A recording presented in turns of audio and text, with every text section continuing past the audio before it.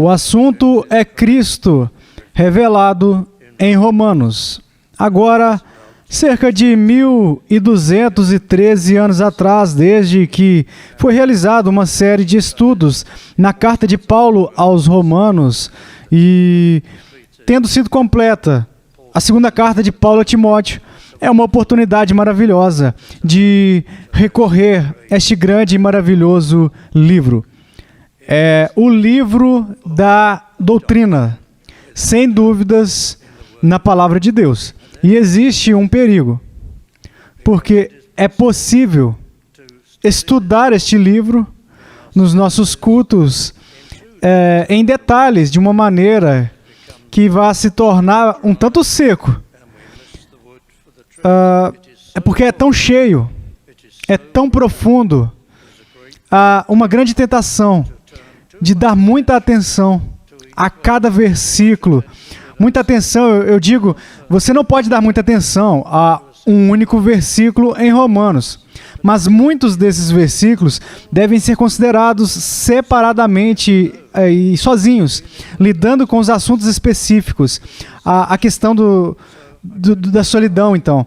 Então vamos tentar manter os temas gerais à medida que nós avançamos nos estudos neste grande livro. Então, vamos deixar alguns versos profundos para o estudo de assuntos específicos que vamos tratar. Vou tentar manter os temas e mostrar como a epístola exalta Cristo em cada capítulo, quase que em cada lugar. Agora, essa carta foi escrita pelo apóstolo Paulo por volta de 56 depois de Cristo, de Corinto para a igreja de Roma. O apóstolo Paulo, sabe, ele foi nascido em Tarso, aproximadamente no mesmo tempo em que Cristo. Foi educado durante a maior parte da jovem vida dele em Jerusalém, aos pés de Gamaliel, o estudioso daquela época, um ex-fariseu. Um fariseu dos fariseus. Esse era o partido dele, era a sua doutrina. Bem, este livro é um livro, como eu disse, de doutrina. É um livro a respeito da justificação diante da salvação de Deus. É um livro sobre a santificação, é um livro a respeito de ganhar almas, sobre como fazer Cristo conhecido. É um livro sobre o amor de Cristo e muitas outras coisas além disso. No primeiro versículo, Paulo se anuncia ser um servo de Jesus Cristo. O grego diz que ele é um escravo. Os nossos tradutores da King James escolheram a palavra servo. E, na verdade, é sensato da parte deles ter feito isso. Porque, embora o grego literalmente seja escravo, não fica muito bem para um escravo. A palavra escravo, ela é um tanto ampla. Muitas vezes ela é notada especialmente pelos antigos escritores que Abraão e os patriarcas, e Moisés e Josué, outros grandes homens de Deus do Antigo Testamento que foram designados como escravos. Então, é um termo de honra quando você chega ao apóstolo Paulo para descrever alguém que foi inteiramente chamado para o serviço do Senhor, a quem foi dado o poder e a bênção da inspiração para escrever as epístolas inspiradas para contribuir com a própria palavra de Deus, para que tal pessoa fosse chamada de escravo. E tem um elemento de honra sobre isso. Portanto, os nossos tradutores da King James, sabendo que a palavra é rica, escolheram servo, um servo, o servo do Senhor. Isso provavelmente é sábio, mas o escravo nos lembra algumas coisas a respeito do apóstolo. Porque, embora ele não fosse um escravo, no sentido de que ele servia a Deus pela força, ou involuntariamente, ou não, ele era um escravo, na medida em que estava tão endividado e que cria que era possuído pelo Senhor, comprado por Ele. Então, ele estava a serviço dele. E ele olhou para Deus para todas as direções. E ele dependia dele para a sua força e para o seu sustento espiritual. E ele não obedeceu a nenhum outro. Então, em todos os sentidos, ele é chamado precisamente de escravo. E ele é um exemplo para nós. Nós somos comprados, escravos, de forma voluntária, de Cristo. Não damos atenção a nenhum outro e servimos Ele em primeiro lugar, acima de tudo. Ele é a nossa prioridade principal. Paulo, um servo, um escravo de Jesus Cristo, chamado para ser apóstolo. Agora, a palavra apóstolo tem um sentido geral e um sentido muito específico no Novo Testamento. Apóstolo é aquele que é enviado. Há outros que às vezes são chamados de apóstolo no Novo Testamento, que não faziam parte dos 12 apóstolos, e nem Paulo. Eles são simplesmente, se vocês preferirem, ministros ou evangelistas. Então, ocasionalmente, no Novo Testamento, o termo apóstolo significa aquele que é enviado, que é usado ali, além daquele grupo especial de portadores de cargos especiais, mas principalmente se refere a um ofício especial, como aqui está significando o ofício de um apóstolo.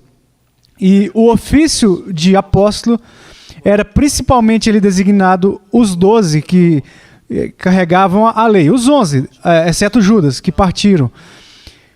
E eles acompanharam Cristo e ouviram os seus ensinamentos. Mas igualmente importante, mas mais importante, eles foram testemunhas da ressurreição.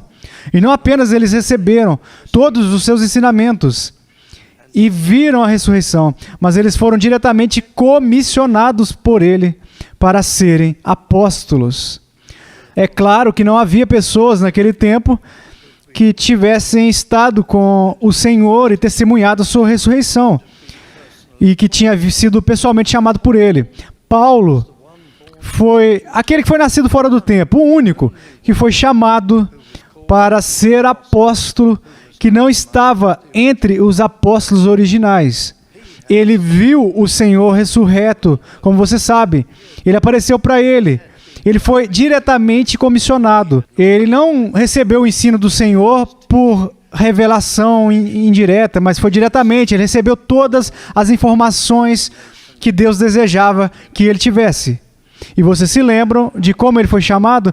Na estrada de Damasco. Saulo, Saulo, por que tu me persegues?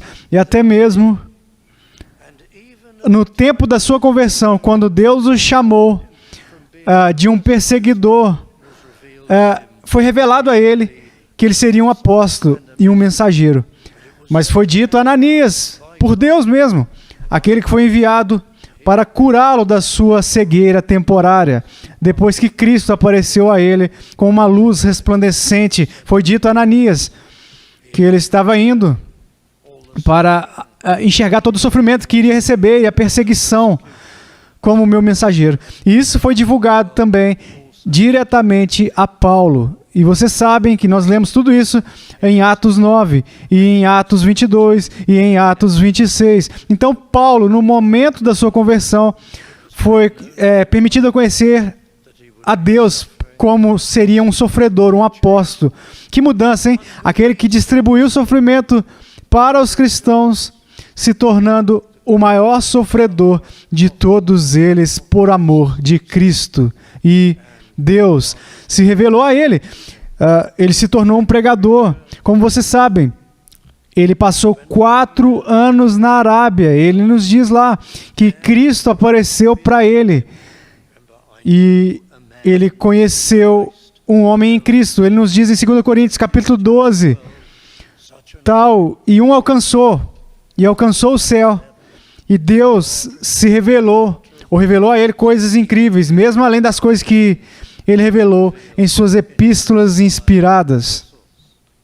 Esse é o apóstolo Paulo. Ele provou pelo próprio Senhor, foi levado por Barnabé de Tarso para Antioquia, para a igreja, onde os convertidos gentios foram primeiramente chamados de cristãos, e então depois enviado de Antioquia, por ordem direta de Deus, a sua primeira viagem missionária com Barnabé. 3 viagens missionárias ocuparam a maior parte da sua vida, na qual ele sofreu todo tipo de perseguição. Então, havia as 2 prisões particulares em Roma também, a primeira da qual ele foi libertado. E ele continuou a sua obra missionária, mesmo indo. Então, alguns iam crendo nas Escrituras, aí ele foi para a Espanha e finalmente preso. E quando nós estivemos estudando recentemente lá em 2 Timóteo, houve a sua prisão final e depois ele foi para a sua execução. Queridos amigos, o apóstolo Paulo autenticou Paulo, servo de Jesus Cristo, chamado para ser apóstolo. Ele nunca se nomeou, o que era impossível para ele não poderia ter feito isso, separado para o Evangelho de Deus. O que a palavra diz separado para o Evangelho de Deus. Ele nunca cumpriu tanto quanto nós sabemos pelo registro, que ele nunca teve tempo para cantar ou para prazeres incidentais. Ele não tinha uma casa ou várias casas. Ele não tinha hobbies à parte, um momento de lazer, a parte do Evangelho de Deus. Ele estava separado do mundo e ele viveu inteiramente para Deus. Não havia nenhuma autopromoção no apóstolo Paulo, quão diferente de alguns dos chamados ministros de Deus que nós vemos hoje em dia, com publicidade, autopromoção e várias casas, riqueza, salários astronômicos e todo esse tipo de coisa. E o apóstolo Paulo é um exemplo e uma reprovação para todos os que se separaram do Evangelho de Deus. As boas novas de Deus. Vocês poderiam fazer uma pausa, mesmo com esse maravilhoso termo. Porque naquela época e ainda hoje em dia, as pessoas recebem as boas novas de todos os tipos de formas. Boas notícias, um bom anúncio de um político, talvez, ou um prefeito ou algo do gênero, mas este é o único evangelho. Essas são as boas novas do Deus Todo-Poderoso. E quais são as notícias? As notícias de salvação, notícias de perdão dos pecados, notícias da vida eterna, principalmente notícias de Cristo, que traria todas essas coisas e as tornariam possíveis. O que um termo que diz que quão fácil nós devemos ter vergonha de nós mesmos e como é fácil lermos esses termos e dificilmente considerarmos o seu escopo separado para o Evangelho de Deus, as boas novas de Deus, únicas, mudança de vida e notícias eternas. Agora, este Evangelho de Deus está repleto com autenticação. Nunca houve uma informação ou uma boa notícia no mundo que está tão carregado de identificação. Versículo 2. O qual foi por Deus outrora prometido por intermédio dos seus profetas nas sagradas Escrituras. Promessas ao longo de tantos séculos, por tantos portas-vozes prometidos, desde o Jardim do Éden. Aquele que viria e feria a cabeça da serpente, o Salvador que viria, prometido a Abraão várias vezes, a respeito do grande descendente por meio do qual todas as nações do mundo seriam abençoadas.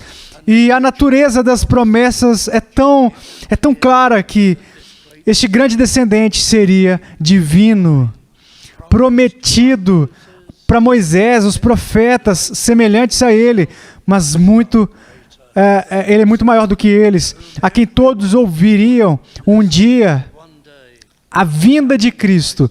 Moisés, um tipo profético, uma ilustração na sua própria vida de Cristo, que viria praticamente ponto por ponto. Então, é claro, os grandes profetas e escritores que nós acabamos de passar na temporada de Natal, que quem não conhecia as profecias, Isaías 9:6, porque um menino nos nasceu, um filho se nos deu. São tantas promessas em Isaías e as promessas da sua obra, o que ele faria, a profecia do Calvário. Ele é desprezado e rejeitado dos homens, um homem de dores e familiarizado com a dor. Aqui, pois, foram os nossos rostos dele, aquela predição notável, os sofrimentos de Cristo na cruz do Calvário. E então, as profecias de Jeremias, incluindo a grande profecia da era cristã, e o que seria trazido para aqueles que seriam filhos de Deus, que seriam salvos pela graça. Viria o dia, diz o Senhor, que eu farei uma nova aliança convosco, com a casa de Israel. Não como a aliança anterior, uma aliança escrita nos corações, uma aliança com pessoas convertidas, com novas vidas, novos corações e o perdão de Deus. Todas as muitas profecias de Cristo e a sua obra, que ele havia prometido anteriormente pelos seus profetas nas Sagradas Escrituras. Por seus profetas? Pastoreando, o que você está falando? Se referindo a Adão e Abraão e os patriarcas. Certamente eles não são profetas. Quando Paulo menciona os profetas, ele se refere a toda a Escritura, porque Moisés, que escreveu tudo sobre o Jardim do Éden, Adão e Eva, e Abraão, e Isaac, e Jacó, e todas essas vezes, ele foi um profeta. Então, o termo, os profetas, no nosso uso do termo, se refere aos profetas escritores do Antigo Testamento. Mas, em termos de compreensão dos escritores da Bíblia, os profetas referem-se diretamente ao Pentateuco, os livros de Moisés, os quais ele havia prometido anteriormente por seus profetas nas Sagradas Escrituras, a respeito do seu Filho. Versículo 3. O Senhor Jesus Cristo, o Senhor. Estou abrindo aqui a epístola de uma maneira simples, uma maneira expositiva. Olhe para isso. Em primeiro lugar, o Evangelho diz respeito ao seu Filho, o Filho de Deus. Agora, o Filho de Deus deve ser divino, porque ele é Deus. E deve ter meu Filho de Deus. Então, obviamente, ele é eterno, como o Pai. Um filho nascido na terra passa a existir quando ele nasce. Mas um filho de Deus é um ser eterno, porque Deus é eterno. Você não pode deixar de ser Deus a qualquer momento. Se Deus é Deus, ele é sempre Deus, ele é eterno. Então, entenda que o seu filho, ele nunca nasceu literalmente no tempo, embora tenha nascido quando ele entrou no mundo. Ele sempre é o seu filho, ele é uma designação das pessoas da divindade. Um Deus, um ser divino de essência espiritual. Então, o Pai, o Filho e o Espírito Santo, 3 pessoas em um Deus, está além da nossa compreensão, porque todo o nosso Deus é igualmente eterno. Todos são igualmente poderosos, oniscientes, e simplesmente todos são iguais. E por isso, nunca houve um tempo em que não havia o Filho eterno de Deus. É tão óbvio. Deveria ser claro em cada mente. Você diz, por que ele é chamado de filho? Bem, isso está além do nosso alcance, exceto que aqui está uma explicação débil, assim como passamos no nosso caminho no passado. Muitas vezes, um rei, muitas vezes tinha o seu filho reinando com ele. O seu filho adulto, eles iriam reinar juntos. E o filho, de muitas maneiras, assumia o papel executivo, enquanto o pai, é claro, não era diminuído de jeito nenhum. E isso pode servir como uma imagem de ilustração útil. O rei, o filho também reina como um rei executivo. No que diz respeito a nós, os súditos, se vivêssemos em tal reino, eles seriam todos iguais. São igualmente gloriosos e soberanos na terra. Pai, Filho e Espírito Santo. Nunca pense no Filho de Deus como um subordinado, exceto quando ele estava na terra. Porque quando ele veio a este mundo, na sua humilhação, para ser o nosso representante, ele teve que obedecer à lei por nós. Ele teve que viver uma vida justa e perfeita como homem. E isso significava se subordinar voluntariamente, ele mesmo ao Pai. Então, sim, nos evangelhos, Cristo frequentemente fala como se Deus o Pai fosse o seu superior. Mas isso é porque ele está voluntariamente vivendo uma vida de perfeita obediência, a fim de que sua justiça perfeita possa ser merecida para o céu, para todo o seu povo. Mas, como Filho de Deus, ele é, na verdade, eternamente igual com o Pai, como Deus, em todos os sentidos, com respeito a seu Filho. Ele é Deus, e ainda assim ele se tornou homem. Jesus Cristo, seu nome pessoal, nosso Senhor, o qual, segundo a carne, veio da descendência de Davi. Como flores, sua natureza humana está... Ele nasceu, e ele foi verdadeiramente homem. Ele nasceu da semente de Davi, porque as profecias diziam que o Messias, quando viesse, viria da linhagem de Davi. Maria, sua mãe, foi descendente do rei Davi. Então, José era o seu pai legal, embora José, claro, não fosse seu verdadeiro pai, porque ele foi concebido pelo Espírito Santo, para que ele não fosse contaminado com a natureza humana caída do seu pai. Ele era o Filho de Deus, concebido pelo Espírito Santo, mas o seu pai legal e certamente a sua mãe, ambos eram da linhagem de Davi. Então as escrituras foram cumpridas e a profecia foi mantida. Mas ele era Deus. E ainda assim ele era homem. E ele usava as duas naturezas misturadas de uma maneira misteriosa. E em seguida, assim que o apóstolo nos diz isso e nos lembra disso, nós temos o versículo 4. E vocês precisam entender este versículo maravilhoso. Ouça isso. Ele não apenas nasceu na carne, com uma natureza humana unida à sua natureza divina, mas no versículo 4, designado Filho de Deus com poder. Agora, no grego, a palavra traduzida, designado, é a mesma palavra que nós usamos, a palavra horizonte, é derivada da mesma linhagem, e ajuda vocês a entenderem o significado de designado. Ele estava... Bem, a palavra grega, horizonte, também significa, ou se refere a uma fronteira, algo que é marcado, delineado. A extensão ou limite é mostrado, a fronteira entre dois países e assim por diante. Esta palavra, então, designado, significa marcado como Filho de Deus.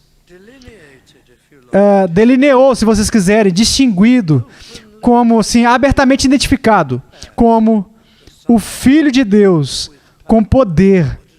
O que o apóstolo quer dizer?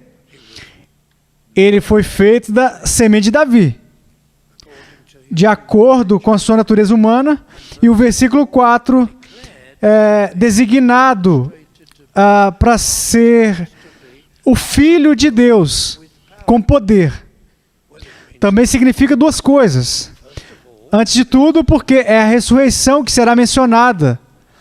Antes de tudo, a ressurreição claramente o marcou como o Filho de Deus com poder para ressuscitar dentre os mortos.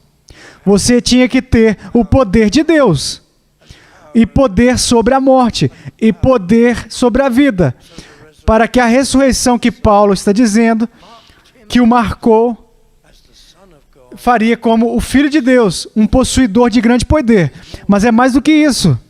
Por causa do contraste entre, no que diz respeito à natureza humana, nascido como um descendente de Davi, e pela ressurreição, marcado, designado para ser o Filho de Deus com poder.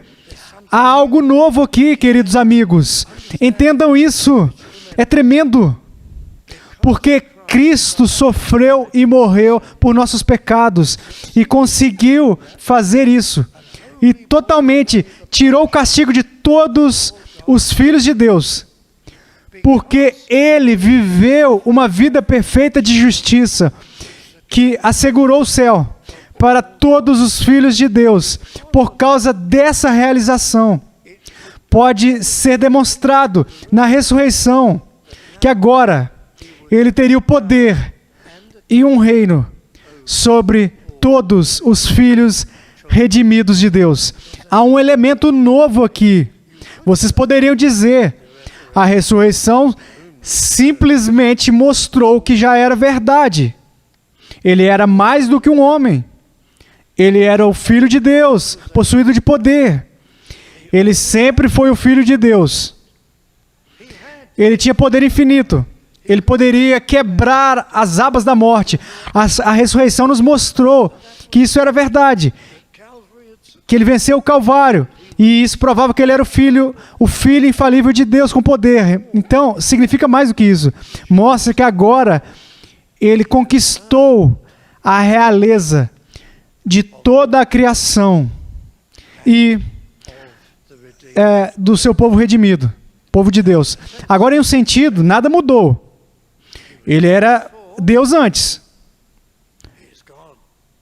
Ele é Deus após a ressurreição.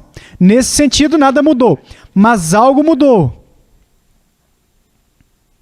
Bilhões de homens e mulheres pecadores foram salvos com sucesso de seus pecados. Foram levados, comprados como uma oferta de justiça perfeita através da vida de Cristo, da sua morte, que foi suficiente para conquistar o céu para eles. O maravilhoso feito foi conquistado, realizado, a obra foi concluída. Agora pode ser declarado que Ele é o Filho de Deus e o Rei da Glória e o Rei dos redimidos para toda a eternidade. E nesse sentido está incluído. Então ouça enquanto eu leio esses versículos. Vocês podem ouvir o contraste. Eu vou ler os versículos 13 e 4. Com respeito a seu filho, o qual segundo a carne veio da descendência de Davi e foi designado Filho de Deus com poder, segundo o Espírito de santidade, pela ressurreição dos mortos. Então, uma grande declaração foi feita, se vocês quiserem, algo novo. Ele não só tem os direitos de criador para ser rei, mas agora ele tem adicionado a isso o direito conquistado por sofrer e morrer, por viver uma perfeita vida para o seu povo. E isso é o que é ótimo. Então os nossos tradutores, eles tiveram, de uma maneira engenhosa, notável e corretamente, eles traduziram a palavra grega aqui como designado ou declarado, é como uma grande declaração da ressurreição. E inserido no versículo 4, eu não vou muito longe nessa manhã, mas inserido no versículo 4, segundo o Espírito de santidade. Agora, muitos comentaristas, anos e anos atrás, eles diriam que o significado disso aqui é entendido assim, que o Espírito de Santidade significa simplesmente que Cristo, pela sua disposição de santidade perfeita, mereceu ser declarado Filho de Deus com poder. Mas outros dizem, e isso é difícil de saber quem está certo, que aqui o Espírito de Santidade deve ter um E maiúsculo. espírito de santidade, que o Espírito Santo também endossa e está envolvido na ressurreição de Cristo. E provavelmente tem um sentido verdadeiro e correto, mas eu não vou ficar parado discutindo isso aqui nesse momento, porque eu quero prosseguir para o versículo 5 bem rápido. Por intermédio de quem viemos a receber graça e apostolado. A primeira menção de graça na epístola. Essa será uma epístola da palavra graça. A graça, essa palavra vai ser mencionada de novo e de novo. Ela vai ser explanada, vai ser contemplada. Aqui vem, antes de tudo, no versículo 5, no caso de vocês pensarem como o apóstolo Paulo ia, havia algo especial sobre mim? Ou será que eu merecia o grande favor de Deus? Será que tudo que eu mereci era ser um apóstolo? Será que eu conquistei esse ofício especial? Oh, não. Falando por mim e por todos os apóstolos, ele parece dizer no versículo 5, é de quem viemos a receber graça. Ele menciona que, por ser somente pela graça, ele dirá, nós somos salvos, e é somente pela graça imerecida, pelo favor de Deus, que eu fui feito um apóstolo e foi me dado este privilégio. Ele não pode deixá-lo de fora. Ele lembra os seus leitores disso. Por intermédio de quem viemos a receber graça e apostolado, favor de Deus na salvação e no apostolado. Este ofício especial. Que privilégio. Vocês podem ouvi-lo pensando assim, de um perseguidor, um homem tão miserável, recebendo tal privilégio e tal ofício. E por que os apóstolos receberam esse ofício? O que, em última análise, era o propósito aqui? Está na metade do versículo 5. De quem viemos a receber a graça e apostolado. Olha isso aqui, isso é o objetivo. Por amor do seu nome, para a obediência por fé entre todos os gentios. Esta é a tarefa do apóstolo, dos apóstolos. Este é o objetivo de levar milhões de pessoas para a obediência pela fé, para o arrependimento, pela fé, confiando em Cristo, conhecendo Ele, honrando Ele, entre todas as nações, entre os gentios. Essa é a nossa maior tarefa. Não somos apóstolos, mas a nossa maior tarefa é a obediência pela fé, ou obediência à fé, onde não somos chamados por Deus e salvos, e recebemos a vida eterna, para entrar neste edifício aqui, e simplesmente nutrir nossas próprias almas, e desenvolver em conhecimento e até mesmo em piedade.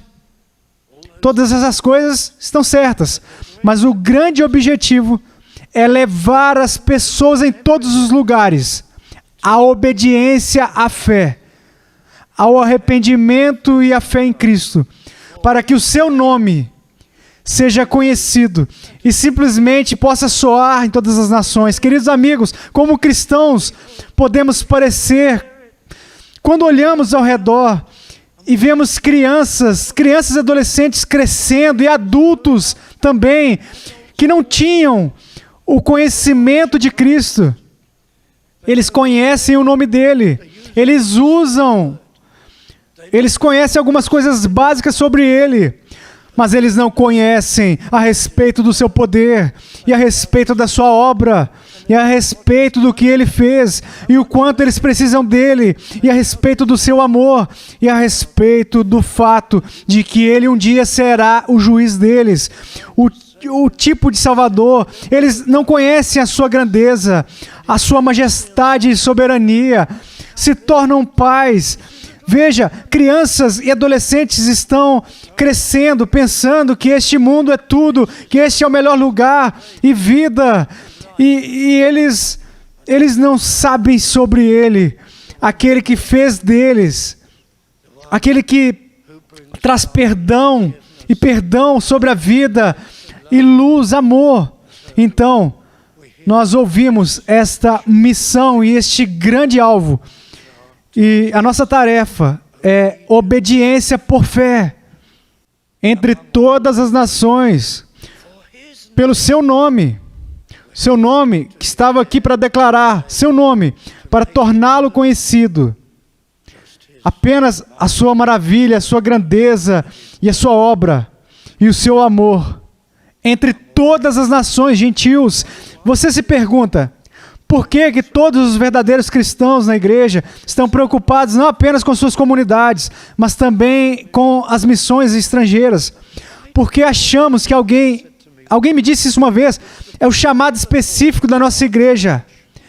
Tentar alcançar pessoas no exterior, bem como em Londres, na Inglaterra.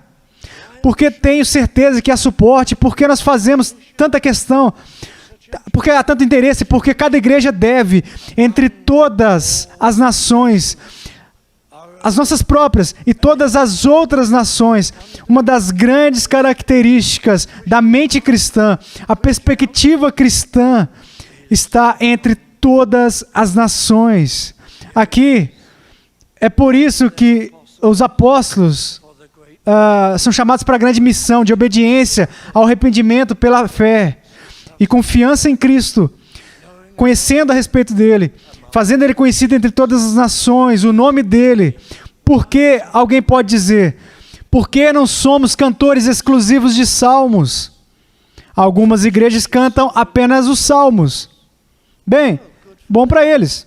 Se eles crerem na palavra e se eles amam o Senhor, honrando, amando, mas achamos que vocês deveriam ainda, por seu nome, como uma igreja cristã, quando erguemos nossas vozes cantando, devemos nomear seu nome. Seu nome é tudo. Louvai a Ele, adorai a Ele, cantem sobre o que Ele fez, digam sobre a nossa dívida para com Ele.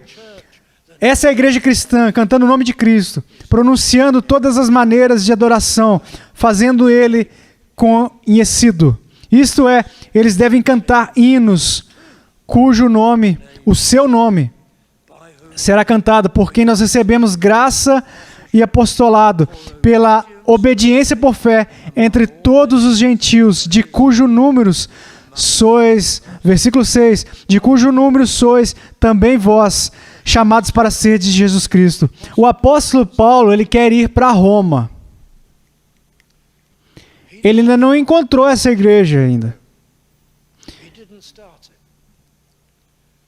Então ele pensa, a igreja de Roma, principalmente entre os gentios em Roma, a capital do Império Romano. Ele pensa que foi iniciada por pessoas, por judeus que foram para Jerusalém a partir de Roma para o dia de Pentecostes. E eles ouviram a pregação de Pedro. Por que ele pensou que a igreja de Roma foi iniciada por peregrinos que foram para Jerusalém no Pentecostes? Bem, porque em Atos 2 somos informados de que os romanos estavam lá, judeus romanos, embora fossem principalmente gentios na igreja de Roma, mas judeus romanos em peregrinação a Jerusalém. E alguns deles estariam entre as multidões que se converteram no grande sermão do dia de Pentecostes. Cerca de 3.000, talvez 5.000 que se converteram um pouco mais tarde. E eles voltaram para Roma. Então a igreja começou. Há essa especulação. Mas isso é muito provável. E Paulo, que era o apóstolo dos gentios, nunca tinha estado nessa igreja, na grande capital, para ministrar. Ele ansiava, ele queria ir lá. Ele disse que ansiava fazer uma viagem, ele faria essa viagem, mas debaixo de compulsão, como um prisioneiro. Deus o levaria para Roma. E todos os tipos de sofrimento aguardavam ele lá. Mas foi assim que o apóstolo Paulo pregaria na igreja de Roma. E quando ele pensou em Roma, ele não disse, eu quero ir para Roma. Eu adoraria ver tudo lá assim. Eu adoraria ver os grandes edifícios. Ele não disse que eu adoraria ver o Coliseu. Não foi construído antes, ainda ia vir ser construído. Mas nenhuma daquelas estruturas surpreenderia ele. Ele não se pronunciou sobre esses interesses na própria Roma. Quando ele fala sobre os direitos aos romanos ali, ele está falando, vocês chamados por Jesus Cristo, vocês são chamados outra vez. Cada cristão deve saber a diferença entre o chamado geral do Evangelho e o chamado eficaz do Evangelho. E nós nunca devemos nos esquecer disso. Chegaremos a isso. Entre os quais, versículo 6, também vós chamados para serdes de Jesus Cristo. A mente do povo de Deus são aqueles que ele quer ver. Ele não vai ter vergonha de pregar na cidade, aconteça o que acontecer. Mas o versículo 7, a todos os amados de Deus que estáis em Roma, chamados para serem santos. O meu tempo esgotou. Amados de Deus, chamados para serem santos. Amados de Deus. Deleitados em Deus. Vocês conhecem a Cristo? Vocês estão se deleitando em Deus? Praticamente tememos proferir tais palavras. Parece arrogante. Mas se vocês vieram a Cristo, vocês são alguém em cujo coração Deus trabalhou. Foram chamados por Ele. Tomou a iniciativa de salvação. Você não buscou Ele primeiro. Ele chamou você, porque Ele se deleitou em você antes da fundação do mundo. Esses pensamentos tremendos. Você teve um interesse especial dele. Cristo veio, sofreu no Calvário e comprou você. Deus te defendeu. Deus te iluminou por intermédio da sua palavra. Deus até mesmo te disciplinou às vezes. Deus te deu grandes privilégios para servi-lo e adorá-lo. Deus vai ouvir você sempre que você chamá-lo. Nós vamos olhar para isso. Amado de Deus. Que epístola. Isso vai terminar sendo também todos os que estão em Roma. Amados de Deus, chamados a serem santos. Que Deus fale conosco agora e nas próximas semanas, se for da sua vontade, através deste grande livro, revelando Cristo.